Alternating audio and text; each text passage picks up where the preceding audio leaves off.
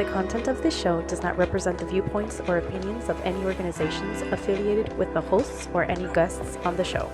The information discussed in this show is for informational and entertainment purposes only and should not be used as medical advice.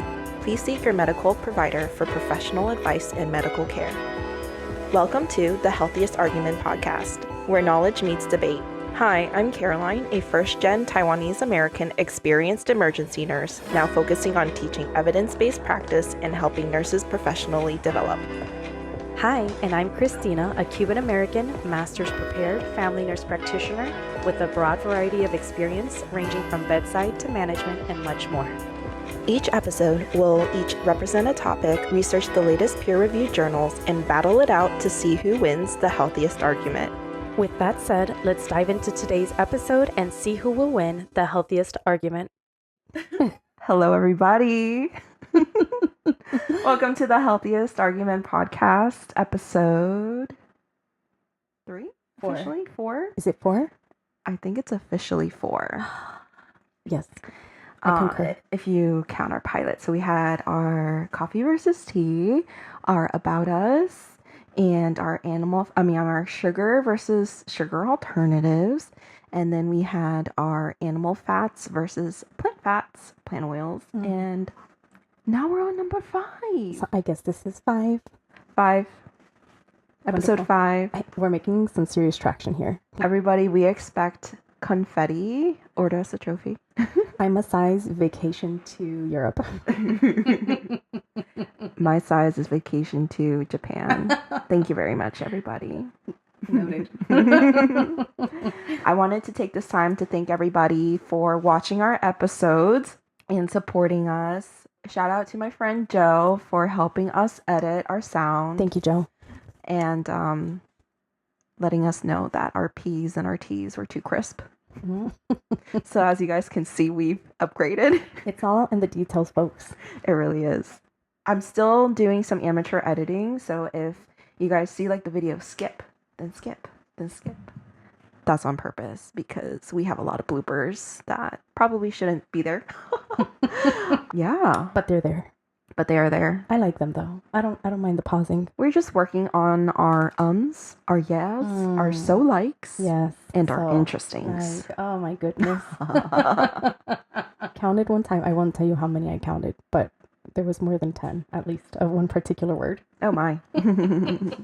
We are planning a very exciting episode for you guys. The next one is going to be a super chill girls nurse talk episode with Christina and I, where we answer some of the questions that you guys have either posted or have talked to us in person about. So lots of interesting stuff. More to come on that.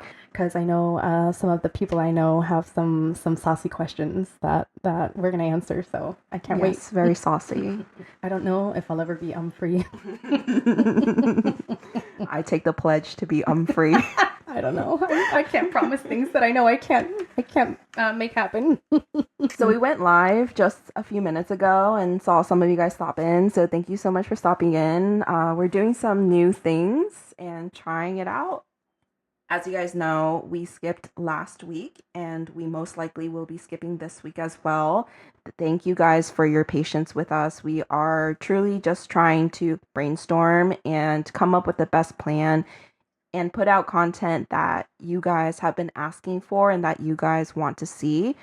What we're really, really excited about is the support that we're getting from you guys and also new fans out there that don't know us personally. Thank you for stopping in and sharing your comments and kind of listening to our research, what we found. It is really hard to do the research, but we're so glad to be doing it. We know that social media has a whole bunch of slew of rumors or marketing techniques. What we do is we look at the research, look at the peer review databases, we limit ourselves to the 5 years, so 2019-ish to 2025, just to give you guys the most recent info that is out there. Our premise is 5-ish years.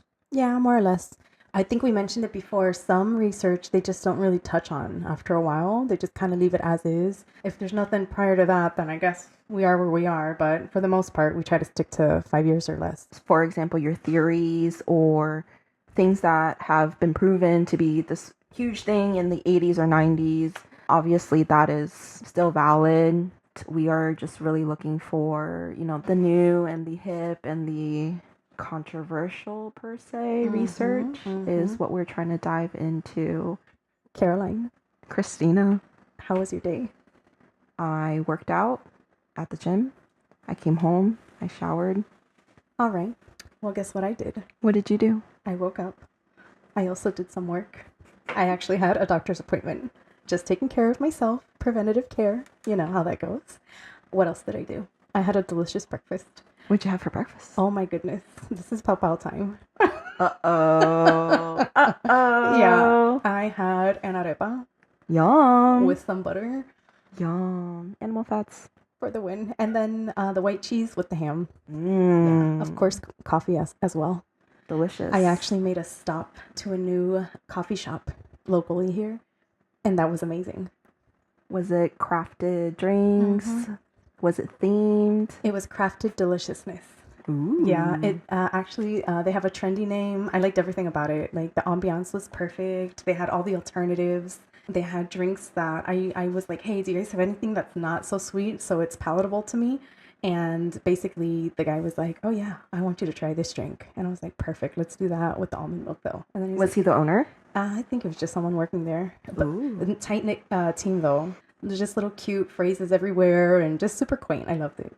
Yeah. I will say, I feel like our city's coffee culture has grown. Coffee and tea, really. I know a lot of the newer places have good fresh roasted coffee, which I love. I love going to these local roasteries, these local coffee shops that do roast their own coffee beans and then bringing it home, grinding it fresh. You can smell the difference. You can see the difference. Have you heard of the newest thing, or I guess it's not really new, but the big thing about mold in coffee?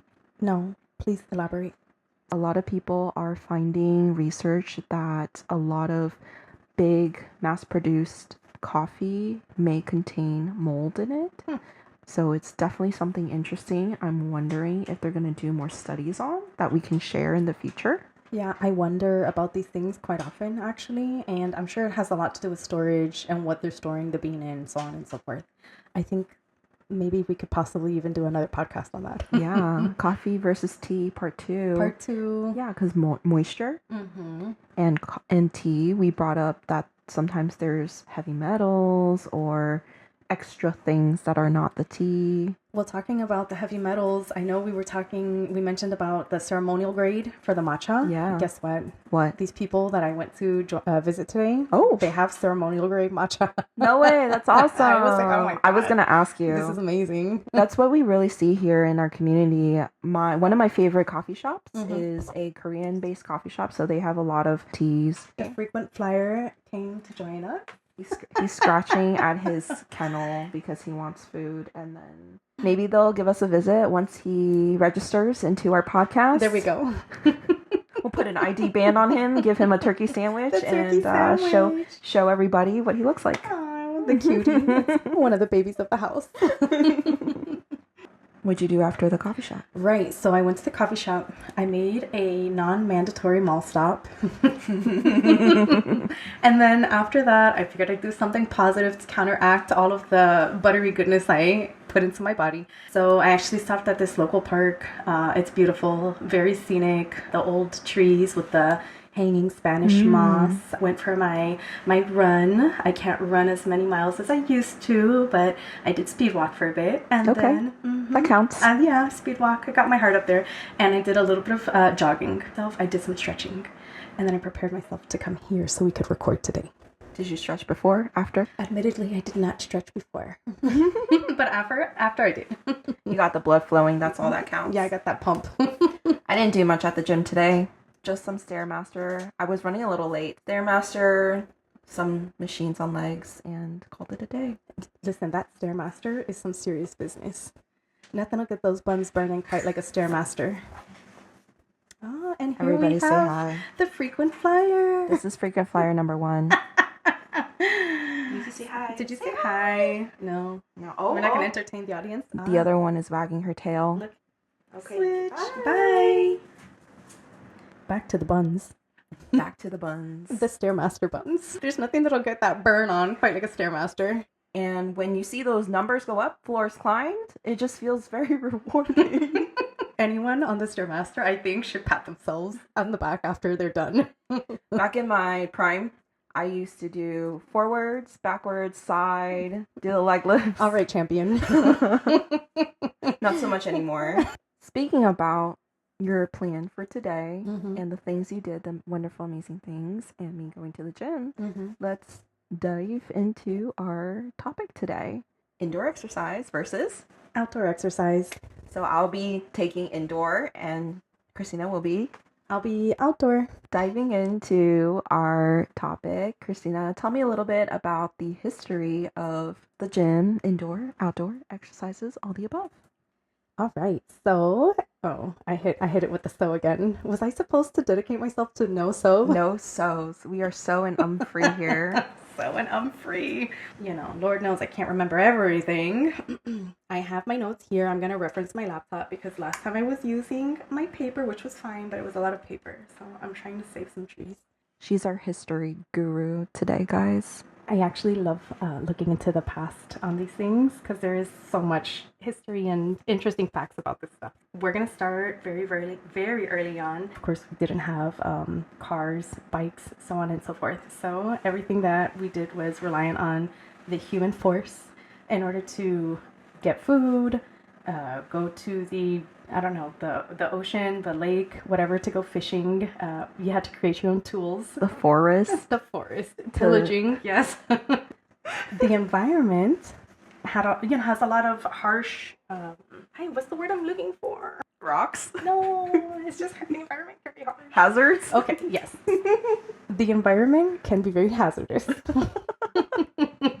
And essentially, people were out here running around without shoes, which actually is probably common still in our current days today. Grounding. Grounding. I'm glad you mentioned that because there's a little bit to that as well. Maybe we can touch on later on. Okay, fantastic.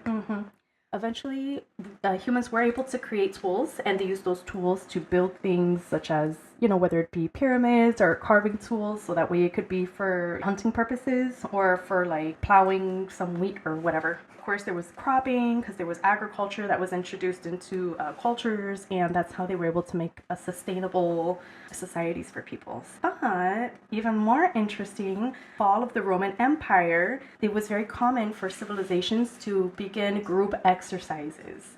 And the reason why they did the group exercises was actually in order to prepare themselves for their army or their military that they had there. Basic training, but Roman Empire style. Correct. And that was very common to introduce. So not only did they do it for the military because they had to fight or the way things were at that time, they began imposing exercise at some point on the young men and the boys because as mandatory or part of their curriculum. Mandatory traditionally because they knew they had to prepare them to create a stronger army. So far what I've read throughout the history is that it seems like that's why they began doing these type of group activities in a group like setting, so that way people can go ahead and start building their skills, building their strength, and becoming agile and ready to prepare for war. Using competition perhaps to motivate? And partially, as time went on, people started doing not only group exercises, but they began doing physical culture for sports. And that's actually how Olympics came about, was that the Greeks at that time began creating Olympics. I was going to ask you, when did the Olympics come to fruition? I don't have that exact date, but it was very prevalent in that time. And they used military training, they got into sports, and actually the Greeks were so fond of their bodies that it was common for them to exercise in basically nothing. And they would show it just very naked. Revealing. Yeah, essentially. And very revealing. And they were very proud to show off their body. And it was just very much part of the culture at that time. So very accepted. I'm going to find a phrase in here, but I believe it was like poo-pooing on the people for exercising, essentially saying, oh, you're doing all this exercise and you're building your body, but are you building your brain? And it says they celebrated the idea of having a sound mind and a sound body. I feel like I see that in the statues that are still existent from that time period. I don't know if there's really a correlation, but maybe. Maybe it's possible. I think a lot of that. The chiseledness. Mm-hmm. Around the 5th to the 15th century, the Middle Ages is when there began to become a change in the tone of the way that exercise was looked at and the body. The perception of exercise. And a lot of this had to do actually with Christianity coming into play. Mm-hmm. Because instead of spending so much time on, chiseling the bod, they wanted you to spend more time on chiseling the spirituality. Chiseling with God instead of the bod. They refocused it. They started making this big push for education, for spirituality, and getting involved in other things. So you saw a very prominent imposition of physical and being fit and doing all of these body things. And then as time went on, it was like, nope, let's get bigger brains instead of bigger bods. As I was mentioning before, the Greeks would get together and exercise. And around that time is actually when they started creating spaces where people would gather, and it would be their formal workout space. Outside? Outside. Oh. And that's the caveat is originally it was not inside. Originally it started outside. And then as time went on, you saw the switch to quote unquote indoor sports or indoor exercise. So within 4 walls, because air conditioning was non-existent then. Zero air conditioning. Simply a place to gather, somewhere that people could go ahead and meet despite the outdoor, probably because of outdoor weather conditions. Yeah, when it's summer, it's hot. You might want something cool to, hang out in. Yes, and also, I think we'll probably dig into this more later, but very much to do with socializing. So people actually were able to come together and socialize during this time. So they found these buildings or spaces that they could use, and people would just regularly come together and share this space. I didn't do much research on statistics about gyms or how many we have, because I'm sure there's a lot. And I know gym fees are a lot. We have simple gyms. We have nationwide gyms. We have the lifestyle center. And it's got the sauna, the cold plunge, the massage, the lockers, the food court, and the gym. Yes, I'm not sure what those are called, but yeah, that's a thing. Wellness center. So I wanted to share a little bit of pros on exercising indoors. Some of the subjects I pretty much summarized include helping with the frequency of exercise, socializing, which Christina touched on with the history, it being a controlled environment, and body appreciation. So diving a little bit into that, the studies that I've seen on exercise, especially indoors compared to outdoors, a lot of it happened in Europe.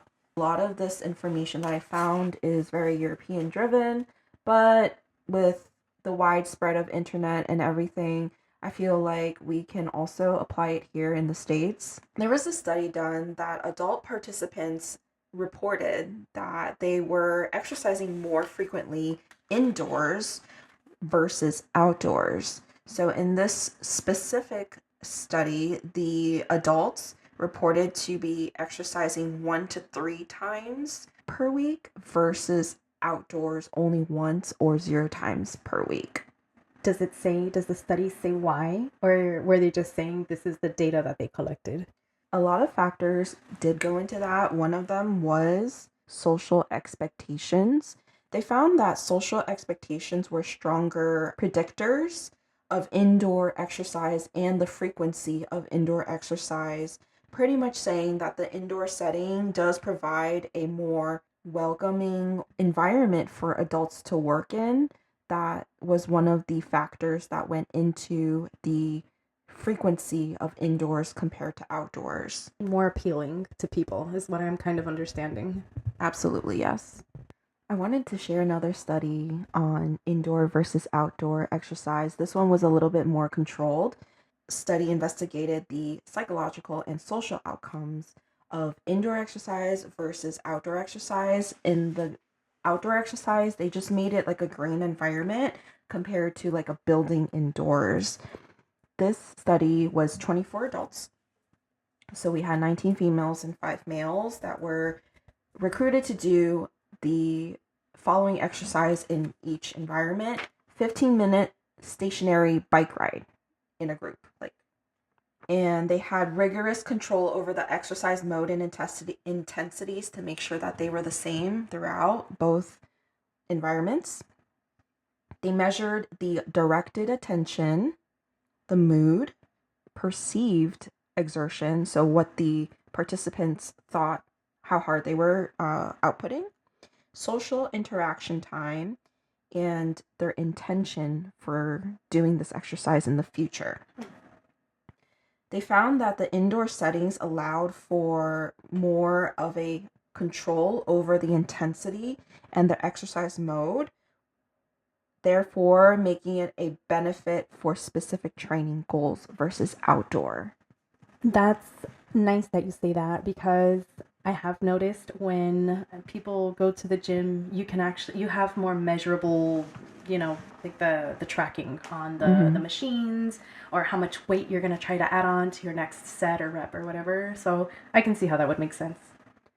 And I thought it was eye-opening as well, because they did the same exact trial in a green outdoor environment versus a building indoor environment, and found that even in these controlled studies that the indoor had more of a control, even more.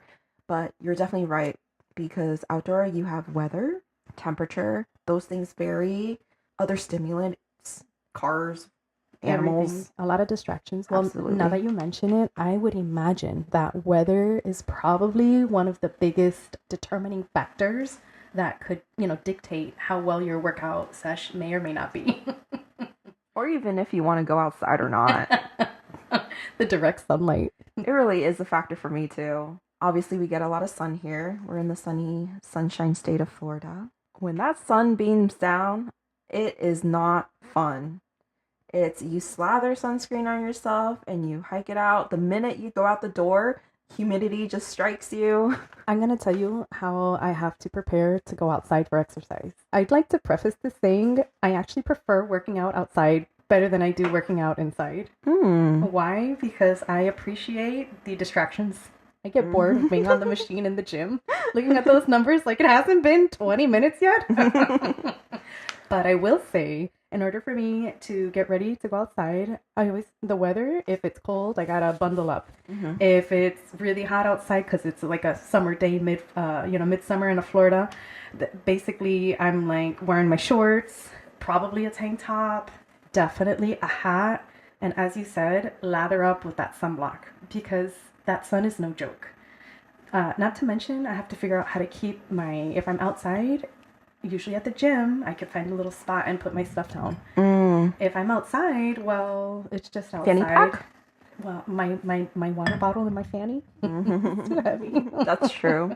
So actually, I do have a fanny with me usually. I keep my fanny with my headbuds, my car key, and whatever I think I might need. I got a little chapstick or whatever. So while I'm out there, usually it's for a run or my take run now.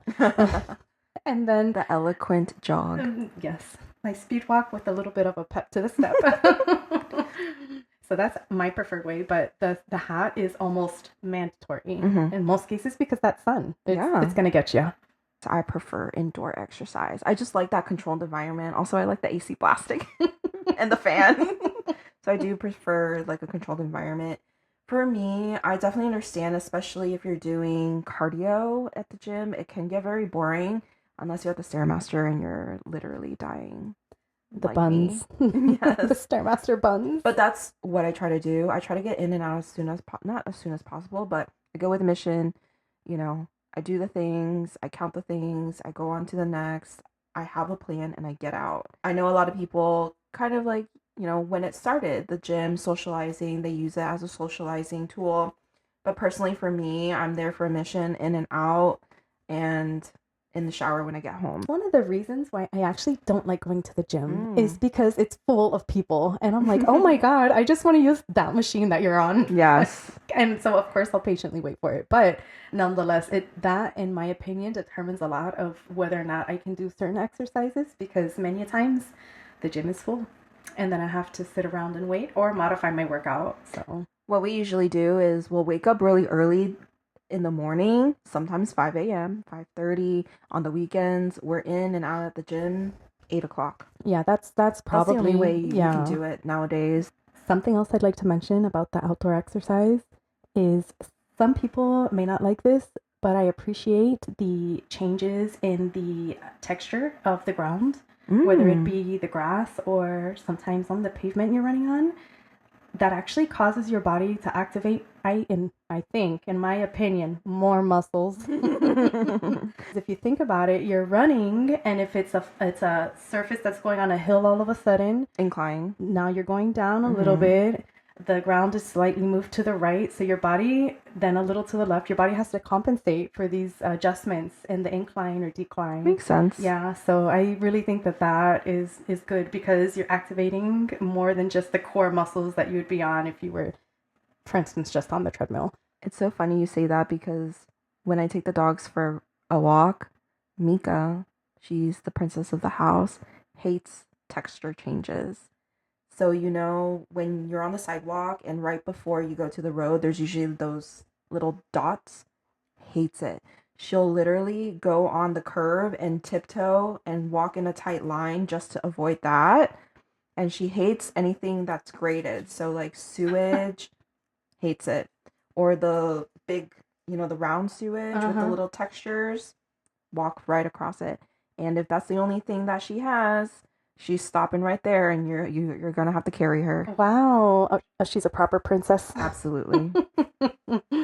Well, another thing that really does it for me, I guess, is outside, since it's very engaging and you have the distractions, if you will. You've got that fresh sun on your body, which, by the way, is helping with your vitamin D production. You've got the birds flying and chirping. You've got the greenery everywhere, obviously depending where you're running, but I like to choose parks usually. And that'll give you your little dopamine hit, That's going to perk up your mood just by being around this beautiful nature and peace. So I think that's really important for people to keep in mind when they're choosing their exercise platform. I'm wondering if there's any research on an artificial environment. For example, how sometimes when people run, they put like the scenery on their screen or a big screen. But I definitely understand what you're saying with the natural dopamine, because what are we doing at the gym? We're blasting music in our ears, or watching videos, or we're watching the television versus enjoying nature. Right, and you're right. I've noticed that on some of the treadmills now, or the exercise equipment, they have this screen, and it's like if you're walking in a canyon, or if you're going on a hike somewhere. So I will mention that exercise does release endorphins, and endorphins are good for lots of things, including, of course, you've got some pain that's managed, right, or pain perception with the endorphins. You've also got stress. So we know that if you've got this nice positive endorphin release, it can help you manage your stress, right? And when you say stress, you mean both psychological and physical stress? Psychological and physical stress, not to mention your mood. So maybe if you're having a bad day and you go for a walk outside and you're getting different sources of dopamine and endorphin release, not only from the movement, but what you're seeing outside, that can have a really nice impact on your mood. I'd also like to mention endorphins are released with pleasurable activities, and it can include even sex and eating and massages. Just throwing that out there. Can those be considered exercise? You know what? I'd say sex is exercise. I'd also say massage is passive range of motion stuff. So there you go. Yes to that. Speaking of mood, I wanted to share a study that I found on mood in the indoor setting. They used a mindful attention awareness scale and looked at the scores. In the scores, it suggested that indoor environments influenced the cognitive process differently and potentially better than outdoors for adults. So perhaps we can say those that are battling with cognitive dysfunctions, memory loss, whether that's traumatic or neuro-related, could benefit more from indoor exercise versus outdoor. You know why I think that is? There's a lot of that social dynamic, that gathering of people that plays a lot into that. So, not to say you can definitely gather outside to do group activities. I know when I go back to Taiwan, you see all the Taiwanese grandmas outside in the morning, the dew of dawn, doing their little Tai Chi, playing their boombox or I guess they're using speakers now, Bluetooth speakers. I absolutely love that. I can envision that for myself. Yes, and really get socializing, yeah, working outside, and starting their day off right. Now that you're mentioning that, I'd like to see us do a podcast on group exercise versus individual exercise. Ooh, I like that. Yeah. Or group sports versus individual sports. Okay, we can go with that. Generalize. We'll see where we go with it, but I like it. Yes, I know a lot of people that love group exercises or play soccer here in our community, and lots of people who like solo exercising or one-on-one sports. Yeah, there's a lot that goes into that. Like your combat fighting. Yeah. Mixed martial arts, things like that. Ooh, juicy stuff. I'd like to mention some cons about the indoors exercise, about the studies I shared earlier as well. Some of the things we kind of tied and touched on. For that study about the cycling in the indoor and outdoor, they did see that direct attention was worse indoors. Kind of like what you were saying with you feel a little bit more focused, even though there's a lot of distractions outdoors. So this study kind of proved that as well. Also, in the same study, exactly what you were saying, socializing. So because this study was done in a format in which it was the same exercise, indoor and outdoor, they actually found that there was less social interaction during indoor exercise compared to outdoors, even when it was doing the same exact thing. So possibly there might be an impact in social well-being or even motivation for future exercises. And in the study with the, what was it called? Mindful Attention Awareness Scale, they also measured stress. And stress was higher in the indoor versus the outdoor activity. Absolutely. Kind of what we touched on earlier, which is like having to wait for a machine. There's people there. Is somebody looking at me? Did I just look over and I feel like, am I being watched right now? It could be relatable for sure. But some people find that as motivation. That's also true. That is the counter argument. I think that's a very strong counter argument. Yeah, 100%. Because then you're giving it your all. Like, yeah, I'm going to squat as far down as I can. 100%. Or people with pride. A lot of pride. Before I poo-poo on outdoor exercise. Oh. Yes. I would like to say a couple things about a study that was done regarding outdoor exercise versus indoor exercise. They actually had, viewing the images of Green Nature Association, they had taken some like pre and post MRIs. And by viewing these nature associations, they had a lower perceived stress in the participants who exercise outdoors, but not in those who exercise indoors. I think by interjecting nature and letting that little dopamine release, I think that has a lot to do with the way that people can perceive and just there's something about being out in nature and the rawness and organicness of it. Based off of those MRIs, that they were able to see that the outdoor people had the lower stress and perception. It's a perception because most things are perceptions. Of course. But perception is measurable and it's valid. Very. Because perceptions are really important when it comes to how we respond to our body. Yeah. And what our quote unquote perception is of health is. 100%. Also, I know we didn't elaborate on the definition of body appreciation, but kind of the short and sweet and simple version of it is it's your favorable opinion towards your body, regardless of its opinion. Okay? And so I want you to keep that in mind There's a study that was done that shows that the people who do have a connectedness with nature, with the physical activity, they did engage also in fitness centers, but there was a higher, a positive association with body appreciation for adults. So it allows for self-compassion, connectedness with nature, and so on. And there was a variance from the indoor exercise, the outdoor exercise, but they did mention something a little off topic, but I think we're going to go into in one of our future podcasts about organized sports as well. One of my biggest things that I worry about when I do outdoor exercise is, first of all, safety. Oh, I thought you were gonna say mosquitoes because that's pretty much my number one. Well, my other one is going to be whatever animals or insects or snakes or Large something. or small. Whatever it is. Where are they? I know they're there. The gators. The gators, the Florida bears. things. Mhm. Yes. So that's my thing is safety. So many a times I will try to exercise outdoors when there is daylight outside. Also, I do use one headphone in, one headphone out. Because for me, I need to have situational awareness. I need to know that I'm safe. I'm like that at the gym too. Yeah, situational awareness all Because the time. everyone's in their own zone.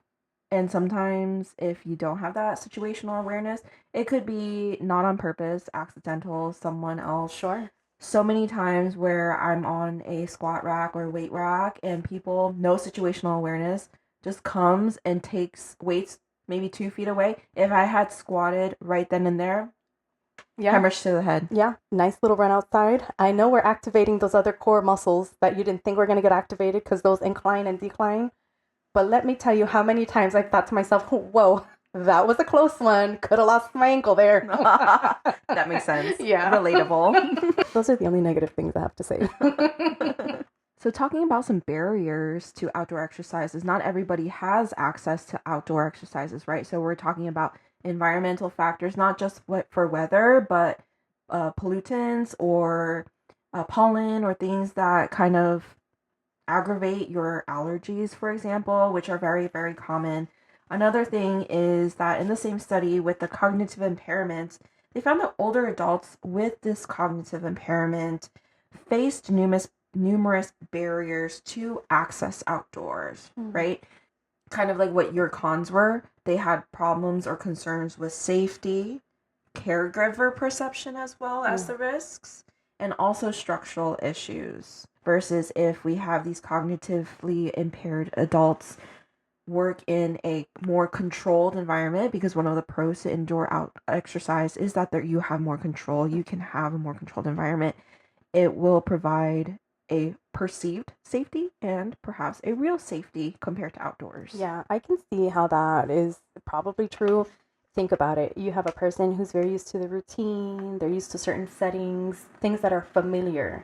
When you remove the familiarity from a person who has any form of cognitive impairment, that's going to be much harder to have them keep attention in order to redirect them, in order for them to even what was I doing here in the first place? And I could see their stress, whether it's intentional or in their body, go higher. Their caregiver stress go higher. Not a good environment. Yeah, you're right. The other thing I wanted to talk about was also social expectations. So this is for our fans out there that are motivated based on perception and do find that kind of competitive nature. So social expectations were weaker for outdoor exercises compared to indoor exercises, which in turn can affect the amount of times these people who have that mindset work out, right? Or exercise. There was a little bit of research and discussion on the effects of indoor versus outdoor and the correlation to type 2 diabetes.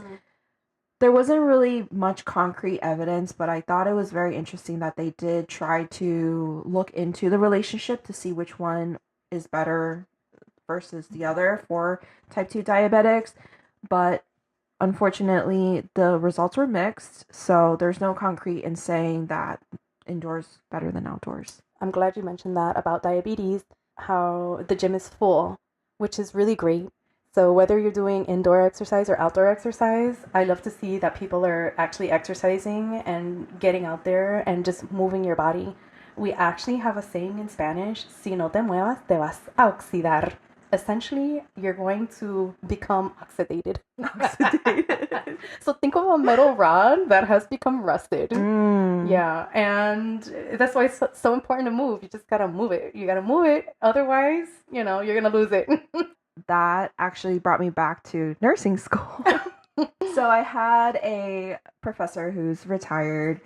He was wild, to say the least, but very memorable. Mm-hmm. And he had said we were learning about cardiovascular diseases, heart attacks, clots, atherosclerosis, all the things, cholesterol, fat. I remember one day he was saying, if you are a couch potato, stay a couch potato. Because the minute you start working out, something's gonna happen. those clots that have been building because you're a couch potato are gonna come and dislodge. This is not health advice, everybody. I just want to preface that this was just a memorable statement made by somebody. You know what? I mean, not obviously that is not research based, but there is I've known people who were like just everyday kind of sedentary. They didn't do too much in their daily lives, whatever. Decided to go to the gym, ended up having a heart attack. That is not the case for everyone, but it's a true thing. I've seen it in the ER. So yeah, I actually know this story where I know somebody personally who went to the gym, but like living a sedentary lifestyle. But anyways, it'd been a few years, wasn't eating well, so on and so forth. Decides, I'm going to get healthy. I used to do this. No problem. I'm going to hit the gym again, whatever. Ended up with a heart attack. Yeah. That's crazy. I'm wondering though, because a lot of times they've taken those energy drinks. So I'm wondering, was it the energy drink, the intense caffeine, or was it the workout? Who knows? Yeah, I think it's just like multifactorial. Definitely the stress you're placing on your body. Your oxygen demands are different. Dehydration. Everything. So there's a lot that goes into that, of course. But that's certainly something that happens. Not to say that happens to everybody who's going to start exercising, but I've seen it happen. And in family practice, I always have the same song and tune for everybody. Oh, we got to lose weight, you got to lose weight. And I'm like, one of the easiest ways, not that it's easy, but something you can do, get your steps in. Mm-hmm. Go do some exercise. And everybody's looking at me like, oh my God. And I'm like, you don't have to go. Like all you have to do is go outside and walk. Like, eat your dinner or whatever. Yes, I was going to say that. Right after dinner, go outside for a walk. 20 minutes. Mm-hmm. That for type 2 diabetics, this is a really great way to lower that blood glucose spike. Mm-hmm. To go on a moderate walk after, immediately after you eat, to kind of stabilize that your glucose, to make it a stable amount for your insulin, for that blood sugar, for those that have those diseases. You got it. 100%. I support that. I'd like to say after today's conversation, I probably won't go to the gym any more than I usually do. Not to say I'm not going to go to the gym. I'm actually hitting the gym because of the weight selection, not because I want to get my cardio on there. Okay. Likewise, I do not like the smell of gasoline, which is very prominent in the city we live in. Yes. I do not like the bugs, the bees. Oh, and that lovely Florida smell you get after you come inside from a nice walk. Oh my. I'll stick to my indoor. All right. I'll allow it. Thank you for listening to this week's episode of the Healthiest Argument Podcast. Don't forget to join us for our next episode where we'll dive into another exciting and informative debate. We'd love to hear from you. Head over to Instagram and vote for the topic you think won today's argument. And while you're there, be sure to follow us on YouTube, Instagram, and TikTok for more updates and behind-the-scenes content. You can also listen to our podcast on Spotify, YouTube, Apple Podcasts, and many more. Thanks again for tuning in, and we'll see you next time on the Healthiest Argument Podcast.